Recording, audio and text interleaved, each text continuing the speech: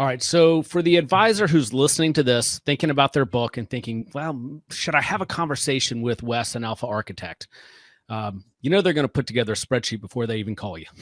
How should they think about how they would price their ETF? And then just in generalities, and then how much of that would go to them versus the white label provider?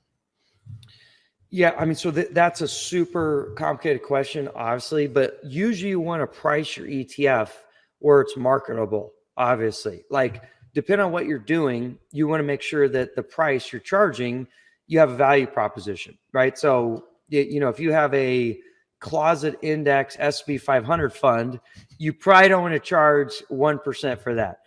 You might want to charge 10 basis points or something. And then you could do the math and everything in between, but generally what we see right now would be active. Like we don't need another S&P 500 fund, right? A lot of advisors, a lot of asset managers out there have unique, very boutique kind of active strategies, or they got fund of funds strategies that are pretty cool. And because they actually just involve work, time, they're not just another Vanguard fund. The pricing is all over the map, but usually the range of 30 bips to 80 bips, depending on what you're doing, is reasonable because that's fair. You're doing a lot of work. You got to get paid for your work. So that's what I'd say on that component. And then as far as our platform is concerned, so our platform is a shovel selling platform where our job is to give you as much operating leverage as possible so you don't have to go burn millions of dollars on fire to set up your own ETF infrastructure, right? Your job is to get to break even, and then we can offer you very low marginal cost production, which means that if you can get to break even, your gross margins are 80, 90%, right? It's a money machine.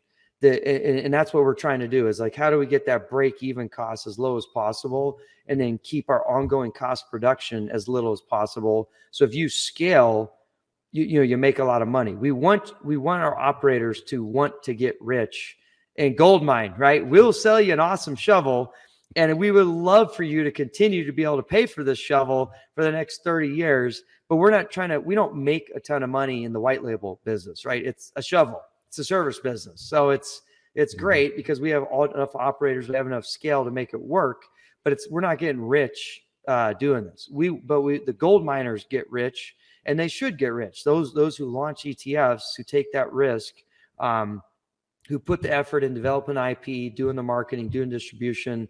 If you make $100, $200, $300, $400 million fund, you deserve to make a lot of money because that's a lot of work. And our platform is designed to give you those riches as long as you were able to pay for that shovel, right? We're not. Sometimes we do entrepreneurial deals where if you have a really, really compelling pitch and you're like, hey, this is pretty entrepreneurial. I want to take a much lower fixed cost, but I'll give you guys more of the bips out in the tails.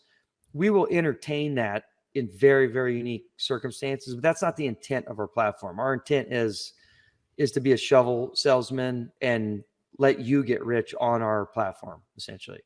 Yeah.